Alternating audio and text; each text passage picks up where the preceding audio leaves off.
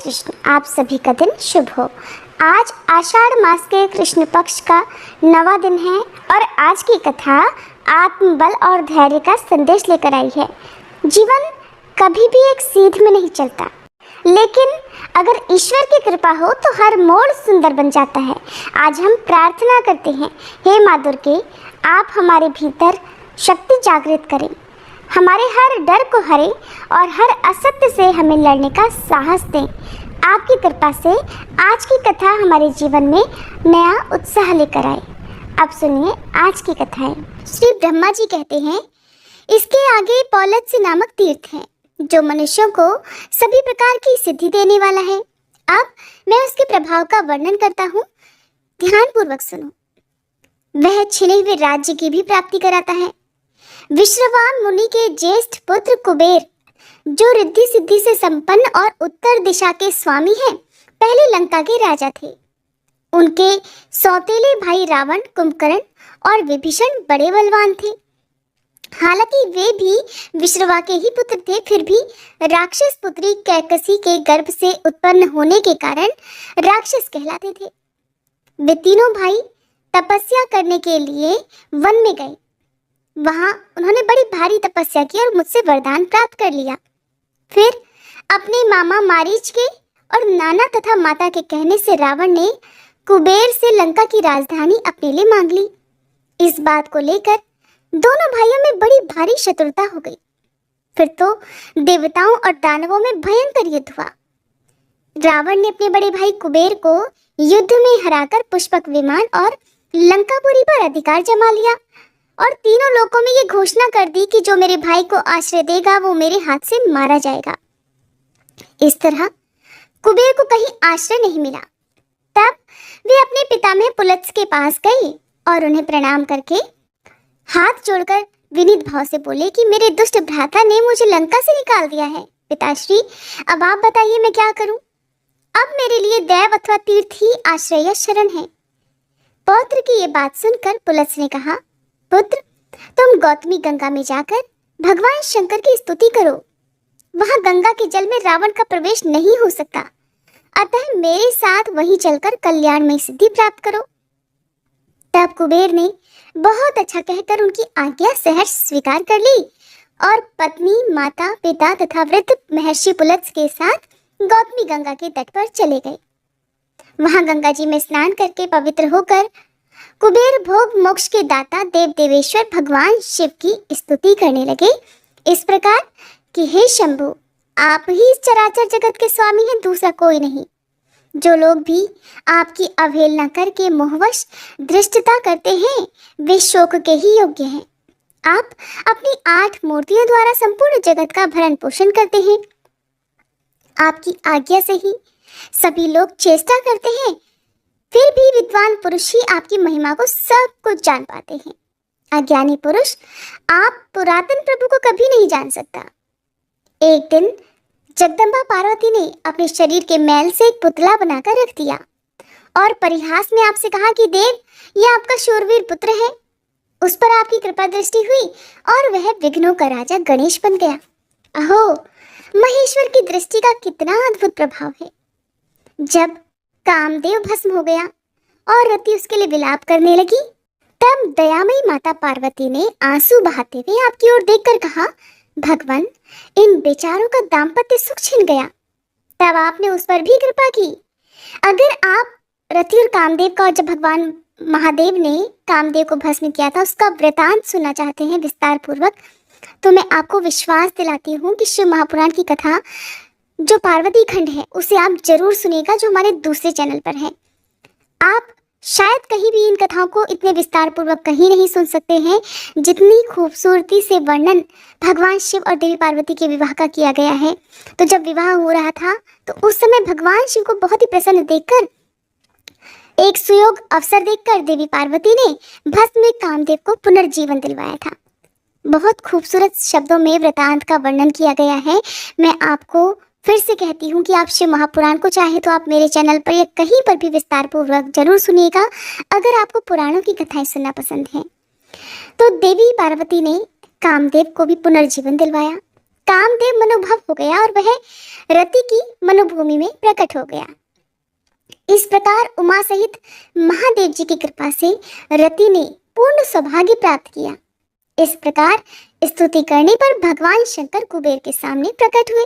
उन्होंने कुबेर से वर मांगने के लिए कहा, किंतु हर्षातिरेक के कारण कुबेर के मुख से कोई बात ही नहीं निकली।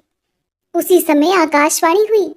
उसने मानो पुलत्स्य, विश्रवा और कुबेर के हार्दिक अभिप्राय को जानकर ये कल्याणमय वचन कहा, भगवान, ये लोग धन का प्रभुत्व प्राप्त करना चाहते हैं। इनके लिए भविष्य भूत सा बन जाए। जिस वस्तु को ये किसी के लिए देना चाहे वह दी हुई के समान हो जाए, तथा जो वस्तु ये स्वयं प्राप्त करना चाहे वह पहले ही इनके सामने प्रस्तुत हो जाए। ये भगवान शंकर की आराधना करके इस बात की अभिलाषा रखते हैं कि हमारे शत्रु परास्त हो, दुख दूर हो जाए, दिक्पाल का पद प्राप्त हो, धन का प्रभुत्व मिले, अपरिमित दान शक्ति हो, साथ ही स्त्री और पुत्र का सुख भी बना रहे। कुबेर ने वह आकाशवाणी सुनकर त्रिशूलधारी भगवान शंकर से कहा, देव, ऐसा ही हो। तब तथास्तु कहकर शिव ने उस देवी वाणी का अनुमोदन किया। इस प्रकार पुलत्स्य, विश्रवा और कुबेर का वरदान से अभिनंदन करके भगवान शिव अंतर्ध्यान हो गए। तब से उस तीर्थ के 3 नाम पड़े, पौलत्स्य तीर्थ, धनत तीर्थ और वैश्रव तीर्थ। वह समस्त कामनाओं को देने वाला शुभ तीर्थ है। वह स्नान आदि जो कुछ भी पुण्य कर्म किया जाता है वह अधिक पुण्यदायक होता है। पौलत्स्य तीर्थ के बाद अग्नि तीर्थ है। वह सब यज्ञों का फल देने वाला और समस्त विघ्नों को शांत करने वाला है। अब उस तीर्थ का फल भी सुनो। अग्नि के भाई जात वेदा हैं जो देवताओं के पास भविष्य पहुंचाया करते हैं। एक दिन की बात है, गोदावरी के तट पर ऋषियों के यज्ञ मंडप में यज्ञ हो रहा था। अग्नि के प्रिय भाई जात वेदा देवताओं के भविष्य का वहन कर रहे थे। उसी समय दिति के बलवान पुत्र मधु ने प्रधान ऋषियों और देवताओं के देखते देखते जात वेदा को मार डाला। उनके मरने पर देवताओं को भविष्य मिलना बंद हो गया। इधर अपने प्रिय भाई जात वेदा के मारे जाने से अग्नि को बड़ा क्रोध हुआ। वे गौतमी गंगा के जल में समा गए। अग्नि के जल में प्रवेश करने पर देवता और मनुष्य जीवन का त्याग करने लगे, क्योंकि अग्नि ही उनका जीवन है। अग्निदेव अब जहां जल में प्रविष्ट हुए थे उस स्थान पर संपूर्ण देवता, ऋषि और पितर आए और ये सोचकर कि बिना अग्नि के हम जीवित नहीं रह सकते, उनकी स्तुति करने लगे। इतने में ही जल के भीतर उन्हें अग्नि का दर्शन हुआ। उन्हें देखकर देवतागण बोले, हे अग्नि, आप भविष्य के द्वारा देवताओं को श्राद्ध से पितरों को तथा अन्न को पचाने और बीज को गलाने आदि के द्वारा मनुष्यों को जीवित कीजिए। अग्नि ने उत्तर दिया, मेरा छोटा भाई जो इस कार्य में समर्थ था चला गया। आप लोगों का काम करने में जात वेदा की जो गति हुई है वो मेरी भी हो सकती है, अतः मुझे आप लोगों के कार्य साधन में कोई उत्साह नहीं है। तब देवताओं और ऋषियों ने सभी प्रकार से अग्नि की प्रार्थना करते हुए कहा, हे हव्यवाहन, हम लोग आपको आयु, कर्म करने में उत्साह और सर्वत्र व्यापक होने की शक्ति प्रदान करते हैं। साथ ही प्रयाज और अनुयाज भी देंगे। देवताओं के आप ही श्रेष्ठ मुख होंगे। पहले आहुतियां आपको ही मिलेंगी। आप जो भी द्रव्य हमें देंगे वही हम भोजन करेंगे। इस आश्वासन से अग्निदेव प्रसन्न हो गए। उन्हें इस लोक और परलोक में व्यापक रहने की शक्ति प्राप्त हुई और वे सर्वत्र निर्भय हो गए। जात वेदा, बृहद्धानु, सप्तार्ची, नीललोहित, जलगर्भ, शमीगर्भ और यज्ञ गर्भ इन नामों से उन्हीं का बोध होने लगा। देवताओं ने अग्नि को जल से निकाला और जात वेदा तथा अग्नि दोनों के पद पर उनका अभिषेक किया। कार्य सिद्ध होने पर देवता भी अपने अपने स्थान को चले गए। तभी से वह स्थान बहर तीर्थ कहलाता है। वहाँ 700 उत्तम तीर्थों का निवास है। जो जितात्मा पुरुष उन तीर्थों में स्नान और दान करता है उसे अश्वमेध यज्ञ का पूरा फल प्राप्त हो जाता है। वहीं देव तीर्थ, अग्नि तीर्थ और जात वेदस तीर्थ भी हैं। अग्नि द्वारा स्थापित अनेक वर्णों के शिवलिंग का भी वहां दर्शन होता है। उसके दर्शन से सभी यज्ञों का फल प्राप्त होता है। उसके बाद ऋण मोचन नामक तीर्थ है, जिसके महत्व को वेद वेत्ता पुरुष भली भांति जानते हैं।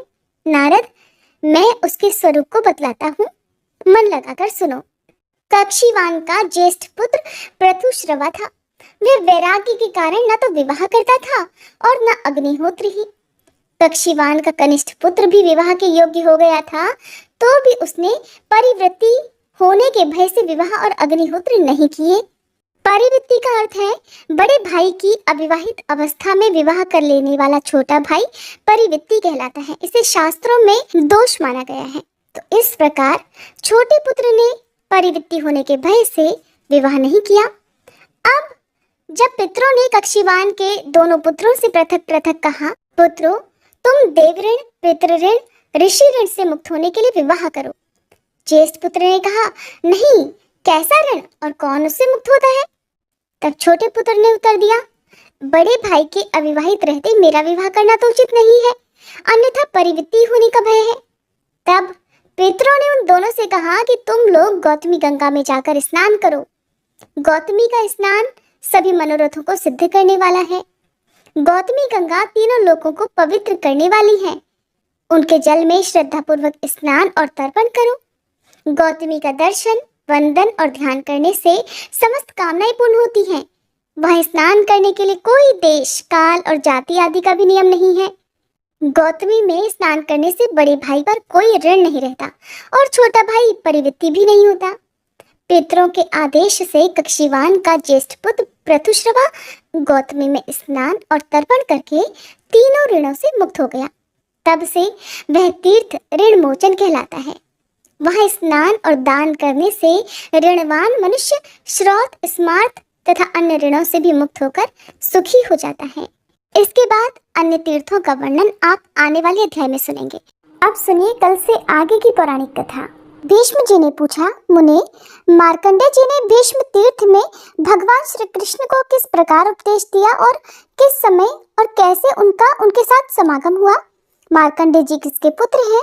वे कैसे महान तपस्वी हुए और इस नाम का रहस्य क्या है? महामुने, इन सब बातों का यथार्थ रूप से वर्णन कीजिए। तब पुलस्त्य जी कहने लगे कि राजन, मैं तुम्हें मार्कंडेय जी के जन्म की उत्तम कथा सुनाता हूँ। प्राचीन कल्प की बात है। मृकंडू नाम से विख्यात एक मुनि थे, जो महर्षि भृगु के पुत्र थे। वे महाभाग मुनि अपनी पत्नी के साथ वन में रहकर तपस्या किया करते थे। वन में रहते समय ही उनके एक पुत्र हुआ। धीरे धीरे उसकी अवस्था 5 वर्ष की हुई। वह बालक होने पर भी गुणों में बहुत बड़ा चढ़ा हुआ था। एक दिन जब वह बालक आंगन में घूम रहा था, किसी सिद्ध ज्ञानी ने उसकी ओर देखा और बहुत देर तक रुककर उसके जीवन के विषय में विचार किया। बालक के पिता ने पूछा, महाराज, मेरे पुत्र की कितनी आयु है?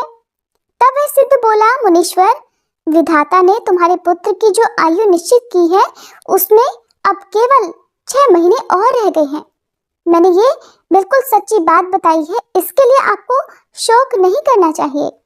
भीष्म, उस सिद्ध ज्ञानी की बात सुनकर बालक के पिता ने उसका उपनयन संस्कार कर दिया और कहा कि बेटा, तुम जिस जिस मुनि को देखो प्रणाम करो। पिता के ऐसा कहने पर वह बालक बहुत ही प्रसन्न होकर सबको प्रणाम करने लगा। धीरे धीरे 5 महीने 25 दिन और बीत गए। इसके बाद निर्मल स्वभाव वाले सप्तऋषिगण उस मार्ग से पधारे। बालक ने उन्हें देखकर उन सबको प्रणाम किया। सप्तऋषियों ने उस बालक को आयुष्मान भव, सौम्य ऐसा कहकर दीर्घायु होने का आशीर्वाद दे दिया। इतना कहने के बाद जब उन्होंने उसकी आयु पर विचार किया, तब 5 ही दिन की आयु शेष जानकर उन्हें बड़ा भय हुआ। वे उस बालक को लेकर ब्रह्मा जी के पास गए और उसे उनके सामने रखकर उन्होंने ब्रह्मा जी को प्रणाम किया। बालक ने भी ब्रह्मा जी के चरणों में मस्तक झुकाया। तब ब्रह्मा जी ने ऋषियों के समीप ही उसे चिरायु होने का आशीर्वाद दिया। पितामह का वचन सुनकर ऋषियों को बड़ी प्रसन्नता हुई। इसके बाद ब्रह्मा जी ने उनसे पूछा, तुम लोग किस काम से यहाँ आए हो और ये बालक कौन है, बताओ। ऋषियों ने कहा, प्रभु, ये बालक मृकंडू का पुत्र है। इसकी आयु क्षीण हो चुकी है। इसका सबको प्रणाम करने का स्वभाव हो गया है। एक दिन दैवात तीर्थ यात्रा के प्रसंग से हम लोग उधर जा निकले। ये पृथ्वी पर घूम रहा था। हमने इसकी ओर देखा तो इसने हम सब लोगों को प्रणाम किया। उस समय हम लोगों के मुख से बालक के प्रति ये वाक्य निकल गया कि चिरायुर्भव पुत्र, बेटा चिरंजीवी हो वो। आपने भी तो ऐसा ही कहा है, अतः हे देव, आपके साथ हम लोग भले झूठे क्यों बने। तब ब्रह्मा जी कहने लगे, ऋषियों, ये बालक मार्कंडेय आयु में मेरे ही समान होगा। ये कल्प के आदि और अंत में भी श्रेष्ठ मुनियों से घिरा हुआ सदा जीवित रहेगा। पुलत्स्य जी कहते हैं, इस प्रकार सप्तऋषियों ने ब्रह्मा जी से वरदान दिलवाकर उस बालक को पुनः पृथ्वी तल पर भेज दिया और स्वयं तीर्थ यात्रा के लिए चले गए। उनके चले जाने पर मार्कंडेय अपने घर आए और अपने पिता से इस प्रकार कहने लगे, तात, मुझे ब्रह्मवादी मुनि लोग ब्रह्मलोक में ले गए थे। वहां ब्रह्मा जी ने मुझे दीर्घायु बना दिया है। इसके बाद ऋषियों ने बहुत से वरदान देकर मुझे यहाँ भेज दिया। अतः आपके लिए जो चिंता का कारण था वो अब दूर हो गया। मैं लोककर्ता ब्रह्मा जी की कृपा से कल्प के आदि और अंत में और आगे आने वाले कल्प में भी जीवित रहूंगा। इस पृथ्वी पर पुष्कर तीर्थ ब्रह्मलोक के समान है पिताजी, इसलिए अब मैं वहां जाऊंगा। मार्कंडेय जी के वचन सुनकर मुनि श्रेष्ठ मृकंडु को बड़ी प्रसन्नता हुई। वे एक क्षण चुपचाप आनंद की सांस लेते रहे। उनके पुत्र को दीर्घायु होने का आशीर्वाद जो मिल गया था। इसके बाद मन के द्वारा धैर्य धारण करके इस प्रकार बोले, बेटा, आज मेरा जन्म सफल हो गया और आज ही मेरा जीवन भी धन्य हुआ है, क्योंकि तुम्हें संपूर्ण जगत की सृष्टि करने वाले भगवान ब्रह्मा जी का दर्शन प्राप्त हुआ। तुम जैसे वंशधर पुत्र को पाकर वास्तव में मैं पुत्रवान हुआ हूँ। वत्स, जाओ पुष्कर में विराजमान देवेश्वर ब्रह्मा जी का दर्शन करो। उन जगदीश्वर का दर्शन कर लेने पर मनुष्यों को बुढ़ापा और मृत्यु का द्वार नहीं देखना पड़ता। उन्हें सभी प्रकार के सुख प्राप्त होते हैं और उनका तप और ऐश्वर्य भी अक्षय हो जाते हैं। तात, जिस काम को मैं भी नहीं कर सका, मेरे किसी कर्म से जिसकी सिद्धि नहीं हो सकी, तुमने तो उसे बिना यत्न के ही सिद्ध कर लिया। सबके प्राण लेने वाली मृत्यु को भी जीत लिया। इसलिए दूसरा कोई मनुष्य इस पृथ्वी पर तुम्हारी बराबरी नहीं कर सकता। केवल 5 वर्ष की अवस्था में ही तुमने मुझे पूर्ण संतुष्ट कर दिया। इसलिए मेरे वरदान के प्रभाव से तुम चिरंजीवी महात्माओं के आदर्श माने जाओगे, इसमें बिल्कुल भी संदेह नहीं है। मेरा तो ऐसा आशीर्वाद है कि तुम्हारे लिए और सब लोग भी यही कहते हैं, तुम अपनी इच्छा के अनुसार उत्तम लोकों में जाओगे। पुलत्स्य जी कहते हैं कि इस प्रकार ऋषियों और गुरुजनों की कृपा प्राप्त करके मृकंडु नंदन मार्कंडेय जी ने पुष्कर तीर्थ में जाकर एक आश्रम स्थापित किया, जो मार्कंडेय आश्रम के नाम से प्रसिद्ध है। वहां स्नान करके पवित्र होकर मनुष्य वाजपेय यज्ञ का फल प्राप्त करता है। उसका अंतःकरण सब पापों से मुक्त हो जाता है और उसे दीर्घायु प्राप्त होती है। अब मैं दूसरे प्राचीन इतिहास का वर्णन करता हूँ, ध्यान देकर सुनो। श्री राम जी ने जिस प्रकार पुष्कर तीर्थ का निर्माण किया वो प्रसंग आरंभ करता हूँ। पूर्व समय में श्री रामचंद्र जी जब सीता जी और लक्ष्मण के साथ चित्रकूट से चलकर महर्षि अत्रि के आश्रम पर पहुंचे, तब वहां उन्होंने मुनि श्रेष्ठ अत्रि से पूछा, महामुने, इस पृथ्वी पर कौन कौन से पुण्यमय तीर्थ अथवा कौन सा ऐसा क्षेत्र है जहां जाकर मनुष्य को अपने बंधुओं के वियोग का दुख नहीं उठाना पड़ता? भगवान, अगर ऐसा कोई स्थान हो तो वो मुझे बताइए। तब महर्षि अत्रि बोले, रघुवंश का विस्तार करने वाले वत्स श्री राम, आपने बड़ा उत्तम प्रश्न किया है। मेरे पिता ब्रह्मा जी के द्वारा बनाया हुआ एक उत्तम तीर्थ है जो पुष्कर नाम से विख्यात है। वहाँ 2 प्रसिद्ध पर्वत हैं जिन्हें मर्यादा पर्वत और यज्ञ पर्वत कहते हैं।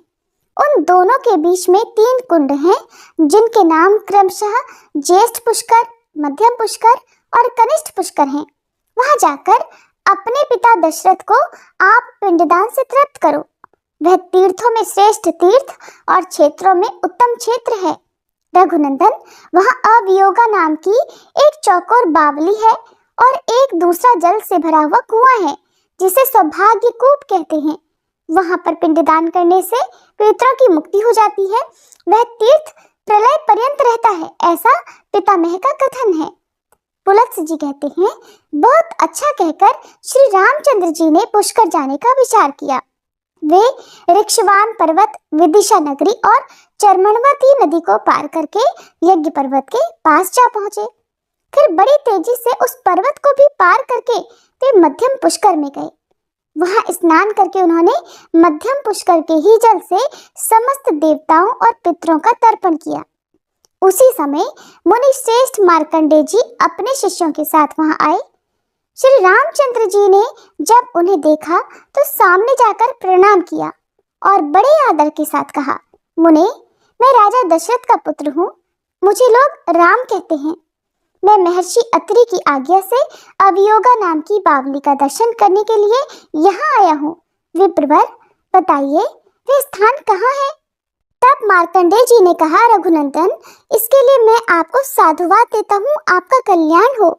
आपने ये बड़े पुण्य का कार्य किया कि तीर्थ यात्रा के प्रसंग से यहाँ तक चले आए।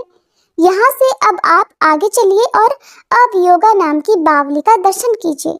वह सबका सभी आत्मीय जनों के साथ संयोग होता है। इहलोक या परलोक में स्थित जीवित या मृत सभी प्रकार के बंधुओं से भेंट होती है। मुनीश्वर मार्कंडेय जी के ये वचन सुनकर श्री रामचंद्र जी ने महाराज दशरथ, भरत, शत्रुघ्न, माताओं और अन्य पूर्ववासी जनों का स्मरण किया। इस प्रकार सबका स्मरण करते चिंतन करते करते उन्हें संध्या हो गई। तब श्री रघुनाथ जी ने मुनियों के साथ सायंकाल का संध्योपासन किया। इसके बाद रात में भाई और पत्नी के साथ वहीं शयन किया। जब रात्रि का अंतिम पहर बीतने लगा तब श्री रघुनाथ जी ने स्वप्न में देखा कि वे पिताजी और अन्य संबंधियों के साथ अयोध्या में विराजमान हैं। वैवाहिक मंगल कार्य समाप्त करके वे बहुत से बंधु बांधवों के साथ ऋषियों से घिरे बैठे हैं। साथ में पत्नी सीता भी उपस्थित है। लक्ष्मण और सीता जी ने भी इसी रूप में श्री रघुनाथ जी को देखा। सवेरा होने पर उन्होंने मुनियों से सारी बातें निवेदन की, जिन्हें सुनकर ऋषियों ने कहा, रघुनंदन, ये स्वप्न सत्य है, परंतु मृत पुरुषों का जब स्वप्न में दर्शन हो तो उसके लिए श्राद्ध करना आवश्यक माना गया है। संतान के अभ्युदय की कामना रखने वाले और अन्न चाहने वाले पितर ही भक्त संतान को स्वप्न में दर्शन देते हैं। आपका पिता से वियोग तो था ही, माता और भरत के साथ भी 14 वर्षों तक वियोग रहेगा। वीर, अब आप राजा दशरथ का श्राद्ध कीजिए। ये सभी ऋषि महर्षि आपके भक्त हैं और आपके शुभ कार्य में सहयोग देने के लिए प्रस्तुत हैं। मैं अर्थात मार्कंडेय, जमदग्नि, भरद्वाज, लोमश, देवरात और शमीक, ये 6 श्रेष्ठ द्विज श्राद्ध में उपस्थित रहेंगे। महाबाहो, आप केवल सामान जुटाइए। श्राद्ध में प्रधान वस्तु तो है ही इंगुदी अर्थात लिसोड़े की खली, बेर और आंवले। इनके साथ पके हुए बेल और तरह तरह के मूल होने चाहिए। इन सब वस्तुओं से और श्राद्ध संबंधी दान द्वारा आप ब्राह्मणों को तृप्त कीजिए। सुव्रत, पुष्कर के वन में आकर जो नियम पूर्वक रहता और नियमित आहार करके श्राद्ध आदि के द्वारा पितरों को तृप्त करता है, उसे अश्वमेध यज्ञ का फल प्राप्त होता है। श्री राम, आप श्राद्ध की सामग्री एकत्रित कराइए। हम लोग स्नान करने के लिए ज्येष्ठ पुष्कर में जा रहे हैं। श्री रघुनाथ जी से ऐसा कहकर वे सभी ऋषि चले गए। तब श्री रामचंद्र जी ने लक्ष्मण से कहा, सुमित्रा नंदन, अच्छे अच्छे संतरे, कटहल, पारद, मीठे बेल, शालूक, कसेरू, पीली काबरा, अच्छे अच्छे कैर, शक्कर जैसे सिंघाड़े, पके कैथ और जो भी सामयिक फल हो उन्हें श्राद्ध के लिए शीघ्र ही ले आओ। श्री रामचंद्र जी की आज्ञा पाकर लक्ष्मण ने सारा सामान एकत्रित कर दिया। जानकी जी ने भोजन बनाया और तैयार हो जाने पर श्री रामचंद्र जी को बता दिया। श्री राम भी अवयोगा नाम की बावली में स्नान करके मुनियों के आने की प्रतीक्षा करने लगे। दोपहर के बाद जब सूर्य ढलने लगे और कुतप नाम की बेला उपस्थित हुई, उस समय श्री रामचंद्र जी के द्वारा निमंत्रित सभी ऋषि वहां आ पहुंचे। मुनियों को आया देख विदेह कुमारी सीता जी वहां से दूर हट गई और झाड़ियों की आड़ में छुपकर बैठ गई। श्री रामचंद्र जी ने स्मृतियों में बताई हुई विधि के अनुसार ब्राह्मणों को भोजन कराया और मनुष्यों के श्राद्ध के लिए जो वैदिक क्रिया बताई गई है वह सब संपन्न की। फिर वैश्वदेव करके पुराणोक्त विधि का भी पालन किया। ब्राह्मणों के भोजन कर चुकने पर क्रमशः पिंड देने के बाद ब्राह्मणों को विदा किया। उनके चले जाने पर श्री रामचंद्र जी ने अपनी प्रिया सीता जी से कहा, प्रिय, यहाँ आए हुए मुनियों को देखकर तुम छिप क्यों गई? इसका कारण मुझे जल्दी बताओ। तब सीता जी बोली, नाथ, मैंने जो आश्चर्य देखा उसे बताती हूँ, सुनिए। आपके द्वारा नामोच्चारण करते ही स्वर्गीय महाराज यहाँ आकर उपस्थित हो गए। उनके साथ उन्हीं के समान रूप रेखा वाले 2 पुरुष और आए थे जो सब प्रकार के आभूषण धारण किए हुए थे। वे तीनों ही ब्राह्मणों के शरीर से सटे हुए थे। रघुनंदन, ब्राह्मणों के अंगों में मुझे पितरों के दर्शन हुए। उन्हें देखकर मैं लज्जा के मारे आपके पास से हट गई। इसलिए आपने अकेले ही ब्राह्मणों को भोजन कराया और विधि पूर्वक श्राद्ध की क्रिया भी संपन्न की। भला मैं स्वर्गीय महाराज के सामने कैसे खड़ी होती? ये आपसे मैंने सच्ची बात बताई है। पुलत्स्य जी कहते हैं, ये सुनकर श्री रघुनाथ जी बड़े प्रसन्न हुए और प्रिय वचन बोलने वाली प्रियतमा सीता जी को बड़े आदर के साथ हृदय से लगा लिया। इसके बाद श्री राम और लक्ष्मण जी दोनों वीरों ने भोजन किया। उनके बाद जानकी जी ने स्वयं भी भोजन किया।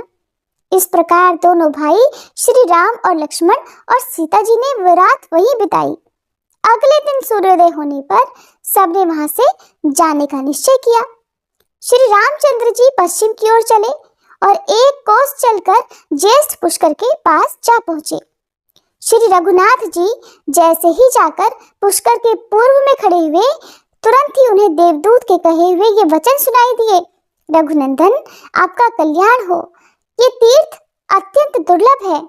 वीरवर, इस स्थान पर कुछ समय तक निवास कीजिए, क्योंकि आपको देवताओं का कार्य सिद्ध करना, देव शत्रुओं का वध करना है। ये सुनकर श्री राम जी के मन में बड़ी प्रसन्नता हुई। उन्होंने लक्ष्मण से कहा, लक्ष्मण, देवाधिदेव ब्रह्मा जी ने हम लोगों पर अनुग्रह किया है, अतः मैं यहाँ आश्रम बनाकर 1 मास तक रहना और शरीर की शुद्धि करने वाले उत्तम व्रत का आचरण करना चाहता हूँ। तब लक्ष्मण ने बहुत अच्छा कहकर उनकी बात को स्वीकार कर लिया। इसके बाद वहां अपना व्रत पूर्ण करके वे दोनों भाई चले और पुष्कर क्षेत्र की सीमा मर्यादा पर्वत के पास जा पहुंचे। वहां देवताओं के स्वामी पिनाकधारी देव महादेव जी का स्थान था। वे वहां अजगंध के नाम से प्रसिद्ध थे। श्री रामचंद्र जी ने वहां जाकर त्रिनेत्रधारी भगवान उमानाथ को साष्टांग प्रणाम किया। उनके दर्शन से श्री रघुनाथ जी के श्री विग्रह में रोमांच आया और वे सात्विक भाव में स्थित हो गए। उन्होंने देवेश्वर भगवान श्री शिव को ही जगत का कारण समझा और विनम्र भाव से स्थित होकर उनकी स्तुति करने लगे। श्री राम जी बोले, जो चराचर प्राणियों सहित इस संपूर्ण जगत को उत्पन्न करने वाले हैं, उत्पन्न हुए जगत के दुख सुख में एकमात्र कारण है और अनंत काल में जो पुनः इस विश्व के संहार में भी कारण बनते हैं, उन शरणदाता भगवान श्री शंकर की मैं शरण लेता हूँ। जिनके हृदय से मोह, तमोगुण और रजोगुण दूर हो गए हैं, भक्ति के प्रभाव से जिनका चित्त भगवान के ध्यान में लीन हो रहा है, जिनकी संपूर्ण कामनाएं निवृत्त हो चुकी हैं और जिनकी बुद्धि स्थिर हो गई है, ऐसे योगी पुरुष अपरिमेय दिव्य भाव से संपन्न जिन भगवान शिव का निरंतर ध्यान करते रहते हैं, उन शरणदाता भगवान श्री शंकर की मैं शरण लेता हूँ। जो सुंदर किरणों से युक्त निर्मल चंद्रमा की कला को जटाजूट में बांधकर अपनी प्रियतमा गंगा जी को मस्तक पर धारण करते हैं, जिन्होंने गिरिराज कुमारी उमा को अपना आधा शरीर दे दिया है, उन शरणदाता भगवान श्री शंकर की मैं शरण लेता हूँ। आकाश से गिरती हुई गंगा जी को, जो स्वच्छ, सुंदर और चंचल जलराशि से युक्त और ऊंची ऊंची लहरों से उल्लसित होने के कारण भयंकर जान पड़ती थी, जिन्होंने हिलते हुए फूलों से सुशोभित माला की तरह सहसा अपने मस्तक पर धारण कर लिया, उन शरणदाता भगवान शंकर की मैं शरण लेता हूँ। कैलाश पर्वत के शिखर के समान ऊंचे शरीर वाले दशमुख रावण के द्वारा हिलाई जाती हुई कैलाशगिरी की चोटी को जिन्होंने अपने चरण कमलों से ताल देकर स्थिर कर दिया, उन शरणदाता भगवान श्री शंकर की मैं शरण लेता हूँ। जिन्होंने अनेकों बार दैत्यों को युद्ध में परास्त किया है और विद्याधर, नागगण और फलमूल का आहार करने वाले संपूर्ण मुनिवरों को उत्तम वर दिए हैं, उन शरणदाता भगवान श्री शंकर की मैं शरण लेता हूँ। जिन्होंने दक्ष का यज्ञ भस्म करके भग देवताओं की आंखें फोड़ डाली और पूषा के सारे दांत गिरा दिए और वज्र सहित देवराज इंद्र के हाथ को भी स्तंभित कर दिया, जड़वत निश्चेष्ट बना दिया, उन शरणदाता भगवान श्री शंकर की मैं शरण लेता हूँ। जो पाप कर्म में निरत और विषयासक्त हैं, जिनमें उत्तम ज्ञान, उत्तम कुल, उत्तम शास्त्र ज्ञान और उत्तम गुणों का भी अभाव है, ऐसे पुरुष भी जिनकी शरण में जाने से सुखी हो जाते हैं, उन शरणदाता भगवान श्री शंकर की मैं शरण लेता हूँ। जो तेज में करोड़ों चंद्रमाओं और सूर्यों के समान हैं, जिन्होंने बड़े बड़े देवताओं और दानवों का भी दिल दहला देने वाले कालकूट नामक भयंकर विष का पान कर लिया था, उन प्रचंड वेगशाली शरणदाता भगवान श्री शंकर की मैं शरण लेता हूँ। जिन भगवान महेश्वर ने कार्तिकेय के सहित ब्रह्मा, इंद्र, रुद्र और मरुत गणों को अनेकों बार वर दिए हैं और नंदी का मृत्यु के मुख से उद्धार किया, उन शरणदाता भगवान श्री शंकर की मैं शरण लेता हूँ। जो दूसरों के लिए मन से भी अगम्य है, महर्षि भृगु ने हिमालय पर्वत के निकुंज में होम का धुआं पीकर कठोर तपस्या के द्वारा जिनकी आराधना की थी और जिन महात्मा ने भृगु को उनकी तपस्या से प्रसन्न होकर संजीवनी विद्या प्रदान की, उन शरणदाता भगवान श्री शंकर की मैं शरण लेता हूँ। हाथी और बिल्ली आदि की सी मुखाकृति वाले और दक्ष यज्ञ का विनाश करने वाले नाना प्रकार के महाबली गणों द्वारा जिनकी निरंतर पूजा होती रहती है और लोकपालों सहित देवगण भी जिनकी आराधना किया करते हैं, उन शरणदाता भगवान श्री शंकर की मैं शरण लेता हूँ। जिन भगवान ने अपनी क्रीड़ा के लिए ही अनेकों नदियों, पक्षियों और वृक्षों से सुशोभित और ब्रह्मा जी से अधिष्ठित सातों भुवनों की रचना की है और जिन्होंने संपूर्ण लोकों को अपने पुण्य पर ही प्रतिष्ठित किया है, उन शरणदाता भगवान श्री शंकर की मैं शरण लेता हूँ। ये संपूर्ण विश्व सदा ही जिनकी आज्ञा के अधीन है, जो जल, अग्नि, यजमान, सूर्य, चंद्रमा, आकाश, वायु और प्रकृति इन 8 विग्रहों से समस्त लोकों का उपभोग करते हैं और जो बड़े से बड़े कारण तत्वों के भी महाकारण हैं, उन शरणदाता भगवान श्री शंकर की मैं शरण लेता हूँ। जो अपने श्री विग्रह को हिम और भस्म से विभूषित करके शंख, चंद्रमा और कुंद के समान श्वेत वर्ण वाले वृषभ श्रेष्ठ नंदी पर सवार होकर गिरिराज किशोरी उमा के साथ आकाश में विचरते हैं, उन शरणदाता भगवान श्री शंकर की मैं शरण लेता हूँ। यमराज की आज्ञा के पालन में लगे रहने पर भी जिन्हें वे भयंकर यमदूत पकड़कर लिए जा रहे थे और जो भक्ति से नम्र होकर स्तुति कर रहे थे, उन शांत मुनि की जिन्होंने बलपूर्वक यमदूतों से रक्षा की, उन शरणदाता भगवान श्री शंकर की मैं शरण लेता हूँ। जिन्होंने समस्त देवताओं के सामने ही ब्रह्मा जी के उस 5वें मस्तक को, जो नवीन कमल के समान शोभा पा रहा था, अपने बाएं हाथ के नख से बलपूर्वक काट डाला था, उन शरणदाता भगवान श्री शंकर की मैं शरण लेता हूँ। जिन वरदायक भगवान के चरणों में भक्ति पूर्वक प्रणाम करके और आलस्य रहित निर्मल वाणी के द्वारा जिनकी स्तुति करके सूर्य देव अपनी उद्दीप्त किरणों से जगत का अंधकार दूर करते हैं, उन शरणदाता भगवान श्री शंकर की मैं शरण लेता हूँ। देवश्रेष्ठ, जो मलिन हृदय मूढ़ पुरुष ऐश्वर्य, मान, प्रतिष्ठा तथा वेद विद्या के अभिमान के कारण आपको इस चराचर जगत का गुरु नहीं जानते, वे मृत्यु के पश्चात नरक की यातना भोगते हैं। पुलत्स्य जी कहते हैं, श्री रघुनाथ जी के इस प्रकार स्तुति करने पर हाथ में त्रिशूल धारण करने वाले वृषभध्वज भगवान श्री शंकर ने संतुष्ट होकर प्रसन्नता पूर्वक कहा, रघुनंदन, आपका कल्याण हो। मैं आपके ऊपर बहुत संतुष्ट हूँ। आपने विमल वंश में अवतार लिया है। आप जगत के वंदनीय हैं। मानव शरीर में प्रकट होने पर भी वास्तव में आप देव स्वरूप हैं। आप जैसे रक्षक के द्वारा सुरक्षित हो, देवता अनंत वर्षों तक सुखी रहेंगे। चिरकाल तक उनकी वृद्धि होती रहेगी। 14वां वर्ष बीतने पर जब आप अयोध्या को लौट जाएंगे, उस समय इस पृथ्वी पर रहने वाले जो मनुष्य आपका दर्शन करेंगे, वे सभी सुखी होंगे और उन्हें अक्षय स्वर्ग का निवास प्राप्त होगा। अतः आप देवताओं का महान कार्य करके पुनः अयोध्यापुरी को लौट जाइए। ये सुनकर श्री रघुनाथ जी श्री शंकर जी को प्रणाम करके शीघ्र ही वहां से चल दिए। इंद्रमार्गा नदी के पास पहुंचकर उन्होंने अपनी जटा बांधी। फिर सब लोग महानदी नर्मदा के तट पर गए। वहां श्री रामचंद्र जी ने लक्ष्मण और सीता जी के साथ स्नान किया।